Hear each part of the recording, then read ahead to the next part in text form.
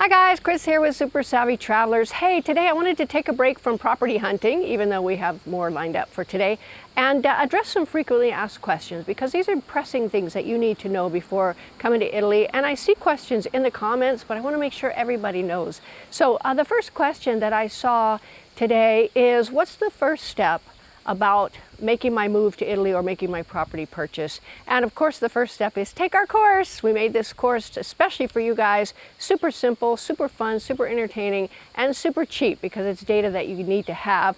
I have a course link down in the details, so go check it out. The second thing is you need a codice fiscale, and that is the Italian tax code.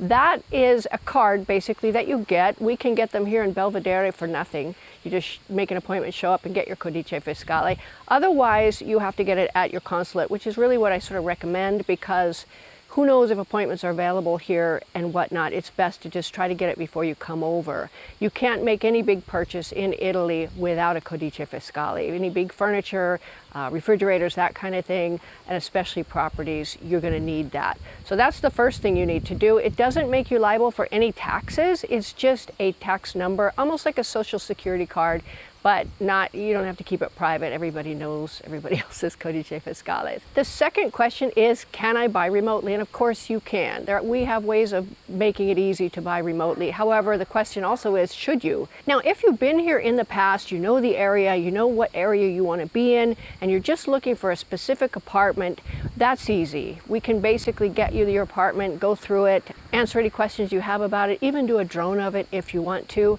in order to make it easy for you to buy remotely. The question, should I buy remotely? It depends on your level of risk that you're willing to take. There is more risk when you're buying remotely. You don't see the area, you don't see the house the way we see it. We can show it to you on video and on drone, but it's not the same. However, there are some very good values to be had, and they do get snapped up. We've had one recently be purchased remotely, and to me it was a no-brainer. So really look at each individual situation and make your own decision.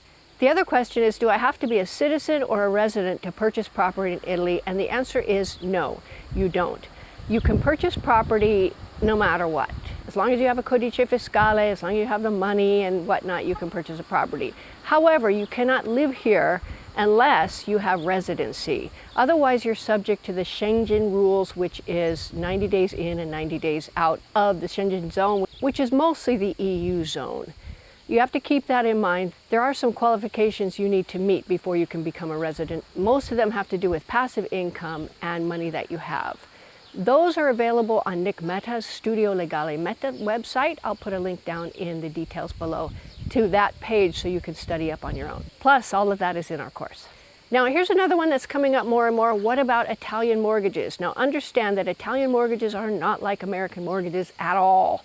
In fact, some of the things that we're running into with regards to Italian mortgages are the fact that they don't necessarily recognize the same documentation that we recognize in the US as proof of earnings. For example, the tax statements and things like that. I haven't gotten a definitive answer from the bank that I was talking to down in Scalea as to what they would accept as proof of earnings. So that's ongoing research for me. However, you can go through companies like topitalianmortgage.com and other companies that specialize in Italian mortgages for people who don't live in Italy or who are not citizens of Italy. They will have more data, and I'm sure they can help you with that. Now, one thing to keep in mind is that the down payments on Italian mortgages are much higher than the down payments on American mortgages. In fact, they look to finance maybe 50 to 60% of the market value of the house. You still need a pretty chunky down payment if you're going to buy a house in Italy. Okay, another question is, what about the droughts? I'm seeing these memes come across, and I have to laugh. And basically they take a picture of Italy and they turn it all red and yellow, and they go, Italy is all burned up, you know, there's no water, blah, blah, blah. Okay, it's not burned up. To my mind, this year is not any hotter than last year. Last year, it gets hot here in southern Italy. It gets hot in Italy in general. We have heat waves, and it's not anything to worry about. In our village, they are undertaking some water conservation procedures, one of which is to turn off the water in the middle of the night and turn it back on in the early morning hours. And it was off during the day, but that was some other maintenance issue. It was only off for a few hours for a couple of days, and they let us know in advance. You know, when that happens, I basically fill up old water bottles with water and have it ready in the middle of the night if I need it. Now, The only reason I'm doing that is because I'm in a rental right now, because Pete and I are buying a new house. It's still not ready to go. We hope to hear today as to when the act will be set. And of course, when we have our new house, we're going to put in what's called a serbatoio d'acqua.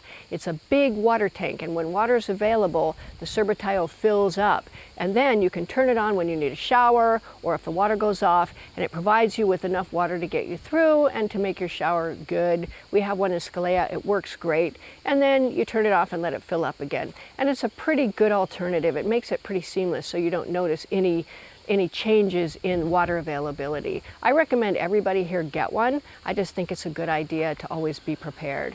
Now, another thing I want to talk about a little bit is travel insurance. If you're coming over here to get residency or citizenship or buy a house or something like that, please get some insurance that will cover you when you're here, because you never know what's going to happen.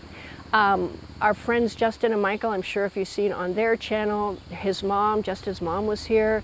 She slipped on wet pavement, she fell, she broke her femur, which sounds hideously painful. And there's a little bit of running around trying to figure out how the insurance is going to work on that.